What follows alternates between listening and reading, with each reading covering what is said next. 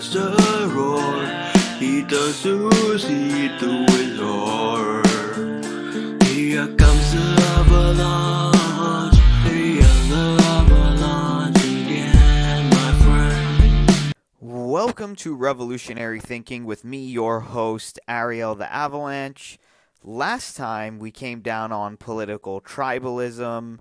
This time today, we are coming down on thought leader and influencer culture. So, as you can see in the picture to my left, that's me in a thinking pose. And I don't think anybody has to lead me or anybody else to think.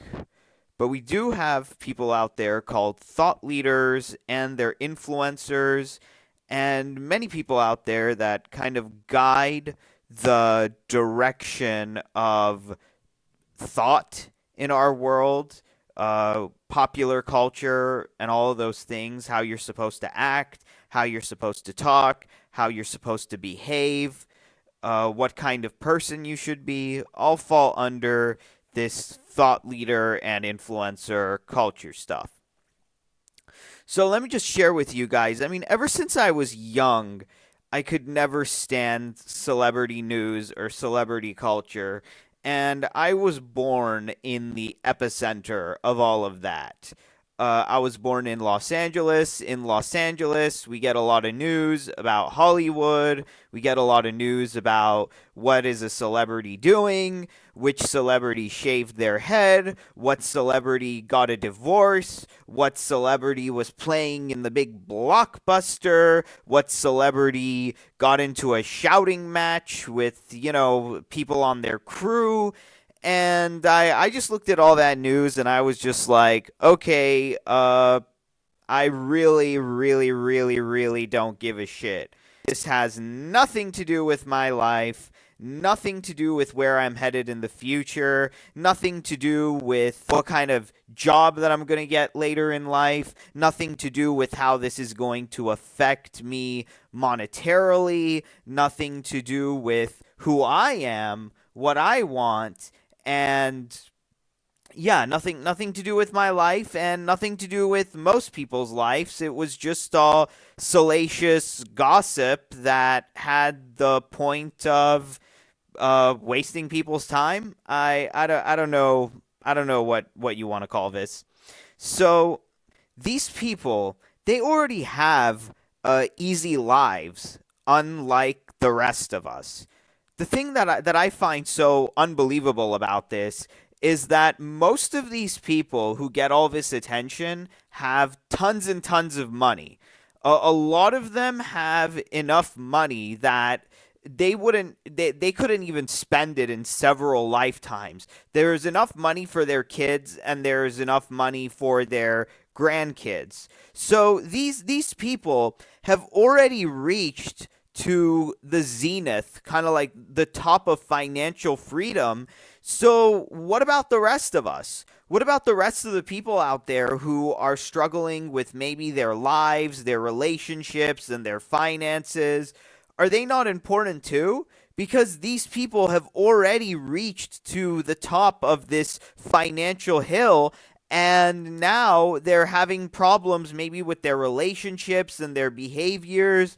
But why focus so much attention on people who already have all this money and all this fame and all this fortune? And why not pay more attention to the people who are still climbing that ladder, climbing that hill, trying to get somewhere? Like that's the part that always dumbfounded me when I was young and when I was growing up. Now that I'm grown up, though, it's morphed into something much, much uglier and much, much worse. And I feel very, very bad for the coming generations, Generation Z and younger millennials, because now this celebrity culture has morphed into this idea, now that we live in the influencer age and the internet age, of go viral by any means necessary. Gain name recognition by any means necessary. And I'll tell you what I mean by that. I mean that it doesn't matter. Now it's all about a brand. And I don't have any problems with brands and branding, and that's the thing to do in our new kind of like internet scape of the kind of culture that we have.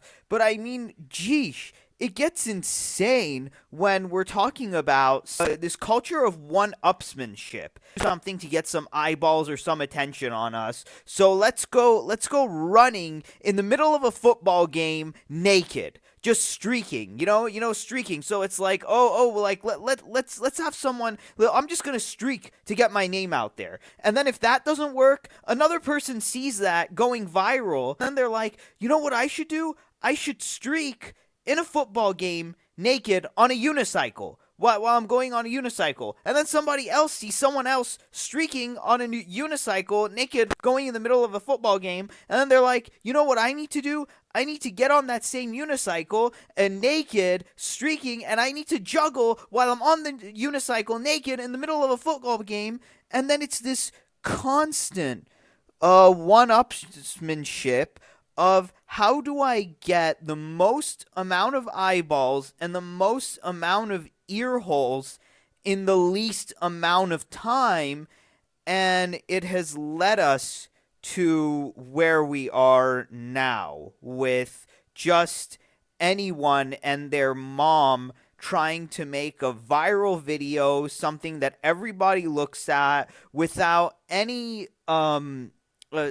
without thinking about the negative consequences. Like that family, I don't know, but Defranco was talking about this. Someone, and he said, someone with the last name Defranco. He had a big show, and he said there was a family that just tried to get famous by abusing one of their children and making that into a whole joke. It was all about the camera. It was all about drama. Get a camera, get drama, make the drama go quick, and then if you get a camera, you get drama, you get everybody doing something stupid or behaving in a way that's mentally ill or behaving in a way that's dysfunctional. We got the camera, you make that a reality TV show, and then everybody gets hooked on that reality TV show, and then once that reality TV show becomes big, guess what? Now you're an influencer, you're a celebrity, you're a thought leader. You might have gotten attention in the dumbest, most idiotic, most ridiculous way in the entire world, but now what do these idiot reporters want to do? We want your opinion on everything now. You're not an expert on it. You're not good at it. You got your attention by creating drama and insanity and mental illness in the world, and now we just want your opinion on everything. Yeah.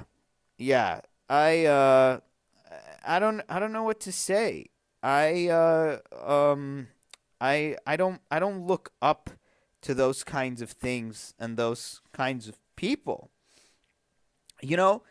Let's say, like, I do admire people who do succeed and who do well, but here's where I draw the line. I draw the line is that, like, how did they get their success? In an intelligent way, in a way that's helping our society, in a way that's helping our culture, be more enlightened, have a better public discourse, or are they just creating more unnecessary drama and idiocy in the world? And I kind of weigh that, and it's great to know about how people reach success in business and acting and whatever area you want to talk about. But where I kind of think is that I don't like when people become zombies. And zombieism is a huge deal. It's when people just, pay attention to certain people and they become such super fans that you can never say something negative about the influencer or the thought leader that they're following. And if you do, their critical thinking and logic just shuts off and they just go into attack mode. This is it, the kind of zombieism that this culture creates. And when you have this kind of zombieism, I also like to call this clout culture. Everybody wants clout for any reason. It having a lot of clout, like I said before, it doesn't mean you're an expert on all subjects. And also, this culture destroys accountability. Someone with a lot of clout and a lot of followers and a lot of eyeballs who gained that attention in sometimes unscrupulous or insane ways that do not benefit society aren't held accountable for some of the BS that they're influencing, some of the nonsense, because it's very hard to tie that accountability back to a person that may have been influenced by them. And we're never going to know. We're never going to know. Maybe this person who did something stupid or hurt himself in a bad way is a big fan of one of these people who have a ton of clout and ton of influence, but they're not producing positivity in our world. And that's something that I think is idiotic. And also, we don't have any idea of who these people are when they're off camera, or a way to see and verify if the stuff that they're saying on camera is true. Like people who say, "Oh, I pulled myself up by my bootstraps and I started at zero." I know for a fact, and I've read this, that Jeff Bezos got a ton of money from his family, from the initial investment. A lot of these people wouldn't be where they are if it wasn't for some kind of luck, some kind of extenuating circumstance, being at the right place at the right time. Maybe they were born on third base. And a lot of times, we don't know that. We don't know all this backstory about them or what's going on behind the scenes. But when they have the spotlight shine down on them, they curate that spotlight. And a lot of people curate that spotlight and the camera time for extremely nefarious purposes. I'm not saying all of them, but a lot of them do. When I think about it, though, there's a reason why this happens, and everyone's so enthralled and entranced with all of these influencers and thought leaders. We're not born with some kind of compass, map, guide, or any of those things. We just look to the instructions of our parents, and at a very young age, we don't question them. We mostly copy the behaviors our parents want us to do. So it really gets worse when we're talking about school, when we're just told, in a lot of schools, there's no creative problem solving or critical thinking at all. We're just told to repeat and parrot, memorize the things and regurgitate them on tests. That's most of what homework and testing is. It's all about repeating, parroting, and memorizing. It's not so much about using the Socratic method of questioning things and weighing evidence, which I think is very important. Schools don't teach how to question Socratically and weigh evidence unless you're on the speech and debate team. It really doesn't nurture that in you. At least that's my experience. And I grew up in an affluent area. And television is the worst culprit. At least sometimes with the internet, you can leave comments. I know that there are a lot of trolls, but what is television than just a one-way communication? You just have the person on the screen, and they're just communicating with you one way. And if they give you some news that annoys you or pisses you off and makes you mad, a lot of people shout at the TV and scream at the TV in anger, but the TV never hears you back. The TV is just there to provide you with this one-way communication where it's all you're just getting it, but they can't hear you when you respond to it. So that's one of the things. Now, a big one over here, last but not least, is these institutional failures that we have right now, that our governments fail us, sometimes our places of work fail us, we have bad policies, we have bad ideas being made into law, and a lot of people rebrand these institutional failures that we're seeing as moral failings. People like Dale Carnegie, the guys who come up with all this, so most of this self-help stuff, they say that, oh, well, you know what? Stop relying on these institutions for help and for support. It's all about you now. It's all about you and your mind and your attitude, and that's how you succeed in life. Some of that is, of course, true. It is about your attitude. It is about the way you go about things. It is about your creative problem-solving skills. But if you have water that's poisoned with lead and you're living in a toxic environment that's actually having very, very big effects on your emotional and mental health, then it's not that easy to just say it's all about me. When you're actively being poisoned, you're actively being lied to, you're actively being cheated, you're actively being taken advantage of, and the cards are stacked against you, you rebrand that and you internalize that as a moral failing, then that's when you only look at, to a lot of times, just these narcissistic psychopaths who just want attention and your money so you can fix your life with their hocus pocus. That's a lot of what I see here. And it's also the problem of this palace intrigue. Palace intrigue is when a very, very high nobleman or king invites you into his palace and you're just entranced. Oh, wow, look at the palace. Look at all of these, look at the ceiling on the palace. Look at all this marble. Look at the stone. Look at how big it is.